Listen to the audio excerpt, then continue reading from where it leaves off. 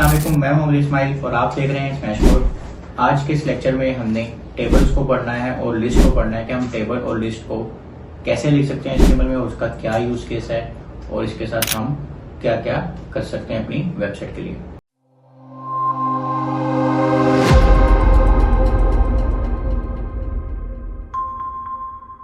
आज हमने पढ़ना है जी HTML टेबल्स। HTML टेबल्स क्या होता है वो देख लेते हैं। HTML tables allow web developers to arrange data into rows and columns. हमने अगर अपना डाटा रोज़ और कॉलम की सूरत में अपने वेब पेज पे शो करना है तो हम टेबल्स यूज़ करते हैं। टेबल्स किस तरह यूज़ करते हैं वो देख लेते हैं। The table tag defines N HTML table. जो टेबल का टैग है, जैसे H1 का टैग हेडिंग शो करवाता है, ऐसे टेबल का टैग टेबल शो करवाता है। Each table row is defined with are TR tag.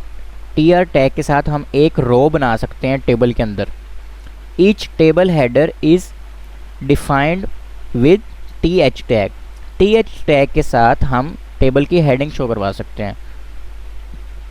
Each table data या cell is defined with the TD tag. अब टेबल्स के अंदर सेल्स बन जाते हैं छोटे छोटे से, जो हमने अपनी रो के अंदर बनाने होते हैं। उसके अंदर अगर हमने डाटा शो करवाना है तो हम TD के साथ कराएंगे। मैं इसको थोड़ा सा समझा देता हूँ।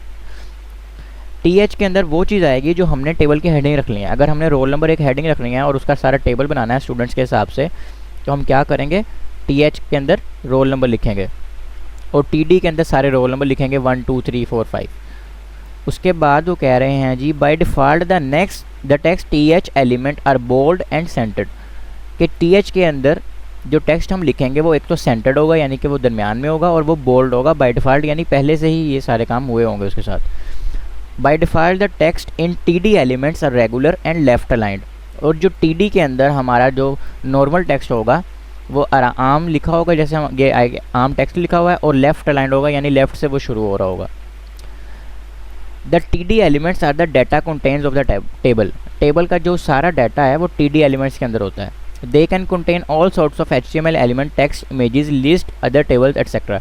अब टेबल के अंदर हम ज़रूरी नहीं है सिर्फ टेक्स्ट रख सकते हैं, हम उसके अंदर इमेजेस रख सकते हैं, हम उसके अंदर कोई लिस्ट बना सकते हैं, उसके अंदर कोई भी चीज़, यानी कि हमें जो भी चीज़ चाहिए हम उसके अंदर रख सकते हैं। इसका थोड़ा सा प्रैक्टिकल कर लेते हैं ताकि हमें समझ भी आए कि हम क्या पढ़ रहे हैं। इस फाइल में हमने काफ़ी सारा काम कर लिया, तो टेबल के लिए हम एक न्यू फाइल बनाएंगे। यहाँ से फाइल पे क्लिक करेंगे, न्यू फाइल पे, और हम इसको Ctrl+S से सेव कर लेंगे। उसका नाम रख देते हैं table.html। ये हमने फाइल अपनी सेव कर ली। इसको हम कर देते हैं बंद। अब यहाँ पर हम दोबारा से डॉक टाइप लिखेंगे, ये हमारे पास सजेशन में भी आ रहा है।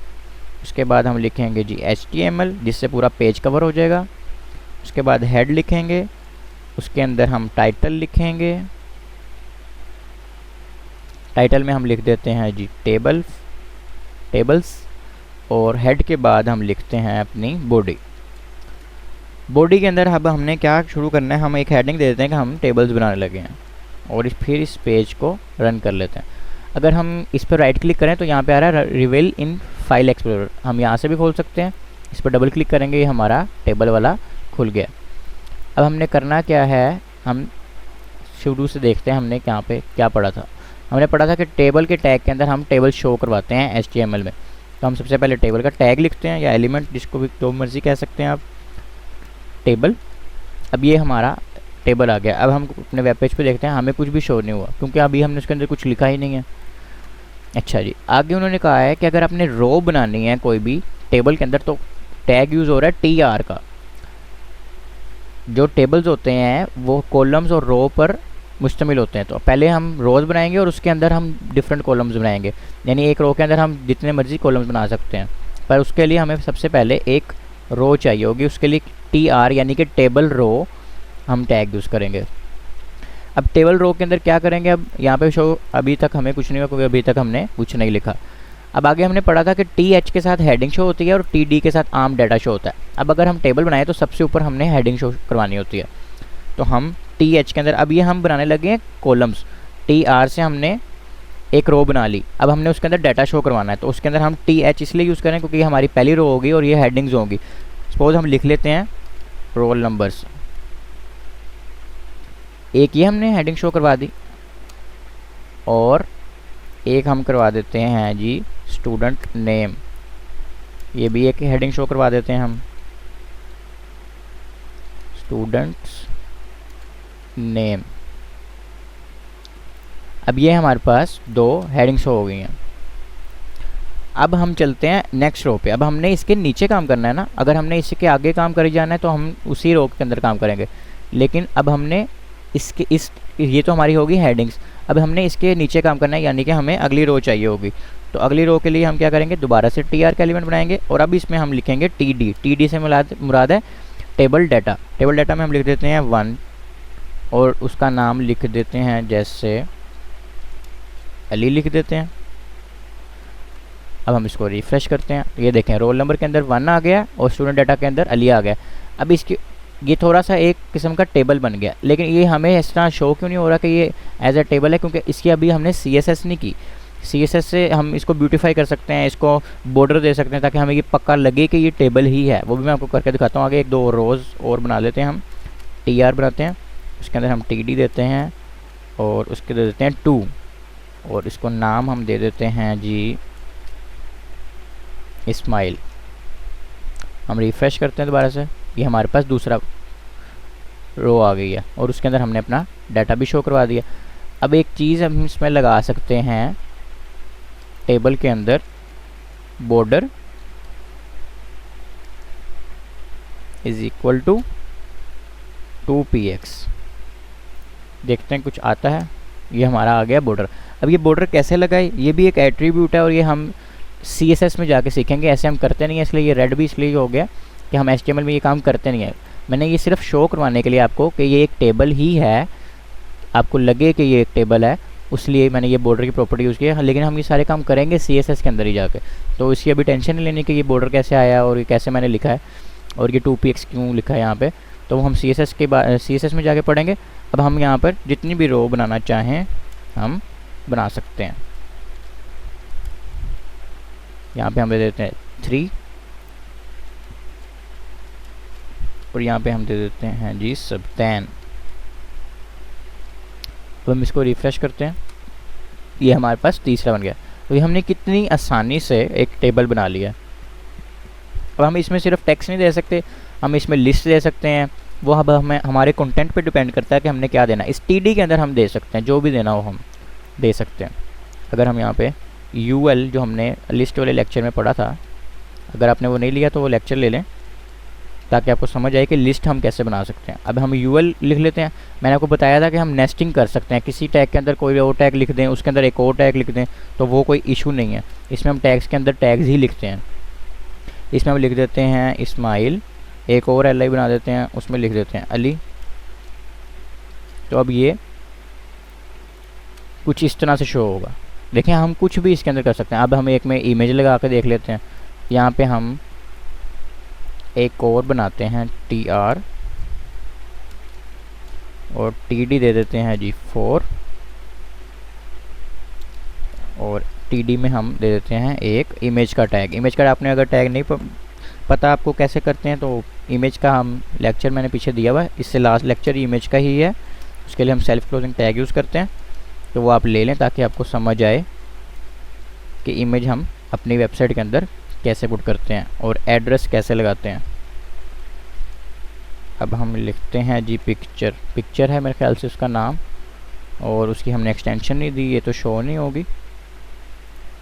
अब हम रिफ़्रेश करते हैं कि ये हमारी इमेज आ गई है, लेकिन इसका अगर हमने एड्रेस मेरे ख्याल से गलत दिया इसलिए वो हमें शो नहीं हुई। हम इसको आल्ट की प्रॉपर्टी दे देते हैं, नॉट शोइंग।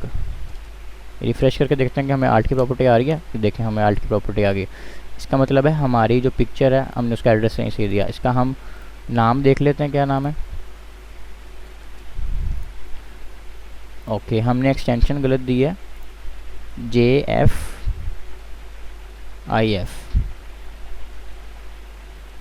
हम इसको अब रिफ़्रेश करके देखते हैं।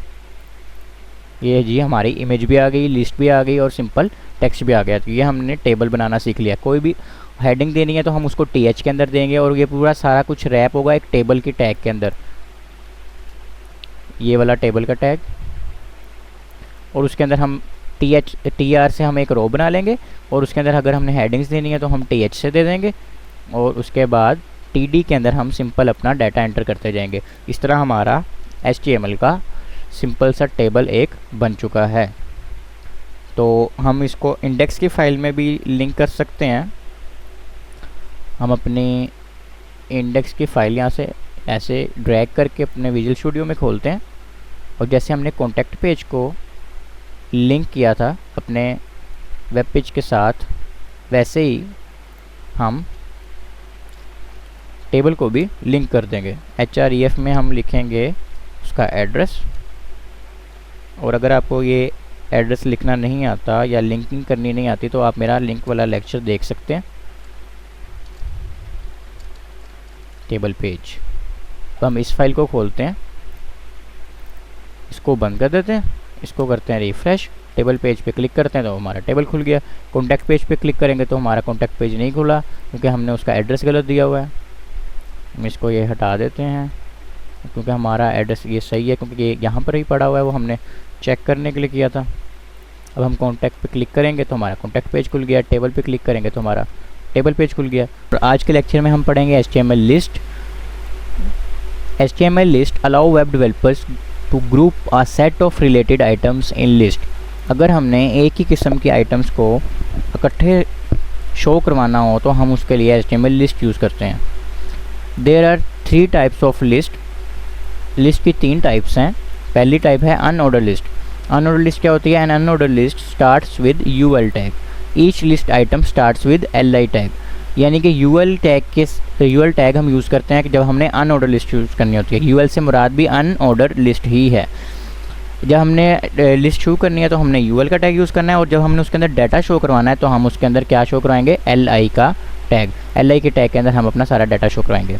The list items will be marked with bullets small black circles by default. हम इसको करके देखते हैं ताकि समझ आए। हम न्यू फाइल बनाएंगे लिस्ट के नाम से,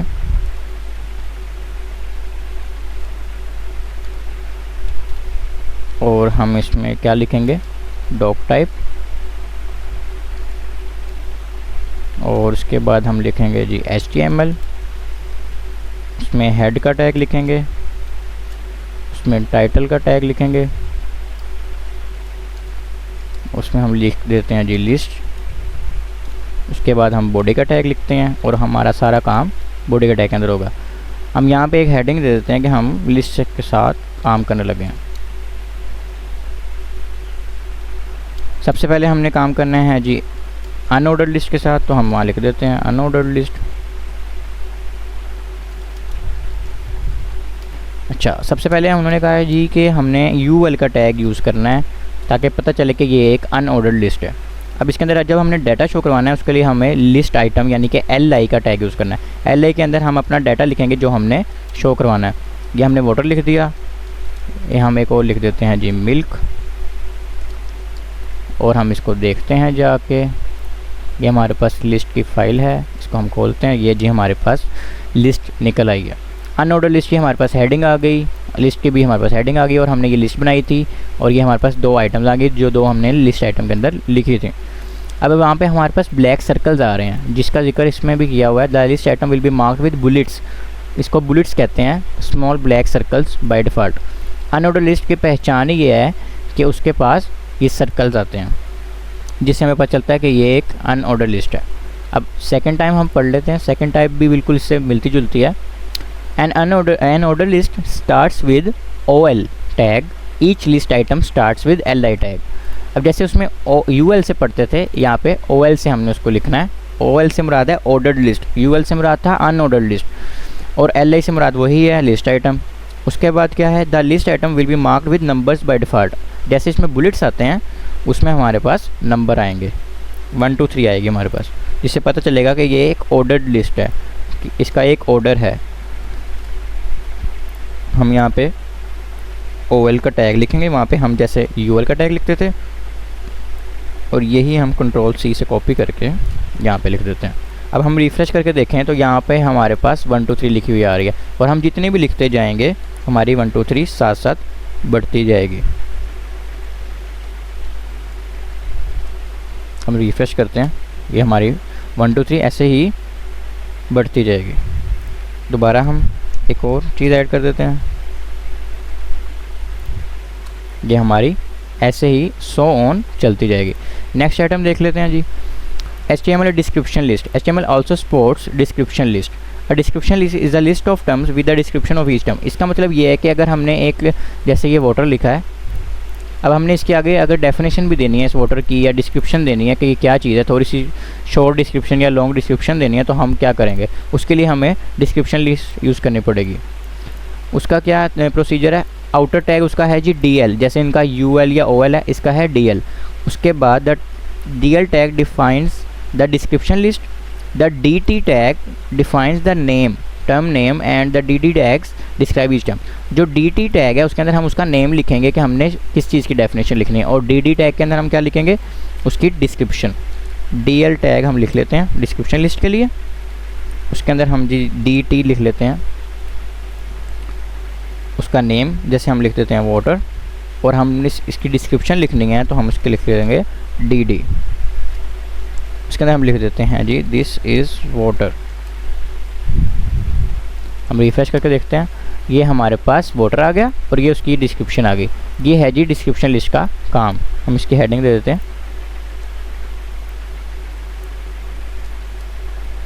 डिस्क्रिप्शन लिस्ट। आप जो भी यहाँ पे इस चैनल से सीख रहे हैं, मैं आपको रिकमेंड करूँगा कि आप साथ साथ प्रैक्टिस करें, ताकि आपके जो भी एरर्स आएँ वो मैं आपको हल करा सकूँ, क्योंकि ये जो प्रोग्रामिंग या डेवलपमेंट है ये प्रैक्टिस के बगैर नहीं आ सकती। हम यहाँ पे रिफ्रेश करते हैं कि हमारी हेडिंग आ गई। अब हम यहाँ पे जितनी भी देंगे हम इसके अंदर DT देते जाएंगे, उसकी हेडिंग होती जाएगी, और उसकी फिर डिस्क्रिप्शन देते जाएंगे। और ये शॉर्ट डिस्क्रिप्शन भी हो सकती है और लॉन्ग डिस्क्रिप्शन भी हो सकती है। रिफ्रेश करके देखते हैं, ये आ गया। अब हम क्या करेंगे, आगे पढ़ते हैं। Nested HTML list. List can be nested list inside list. अब जैसे हमने कल टेबल पढ़ा था, उसके अंदर हमने एक एलिमेंट के अंदर दूसरा एलिमेंट लिख रहे थे, उसको कहते हैं नेस्टिंग एलिमेंट। इसके अंदर भी क्या कर रहे हैं हम, DL के अंदर DT लिख रहे हैं, ऐसे ही OL के अंदर LI लिख रहे हैं, इसको भी हम कह रहे हैं नेस्टिंग एलिमेंट्स। ऐसे ही नेस्टिंग लिस्ट भी होती हैं, यानी कि एक लिस्ट के अंदर दूसरी लिस्ट, दूसरे के अंदर तीसरी, तीसरे के अंदर चौथी। ऐसे हमें कभी ना कभी ज़रूरत पड़ सकती है अपने वेब पेज के अंदर कि हमने एक चीज़ की 3 टाइप्स हैं, तो उसकी फर्दर कितनी टाइप्स हैं वो भी लिखनी पड़ सकती हैं, उसकी फर्दर कितनी टाइप्स हैं वो भी लिखनी पड़ सकती हैं। तो उसके लिए हम नेस्टिंग लिस्ट यूज़ करते हैं। हम यहाँ पे हेडिंग देते हैं नेस्टिंग लिस्ट के नाम से,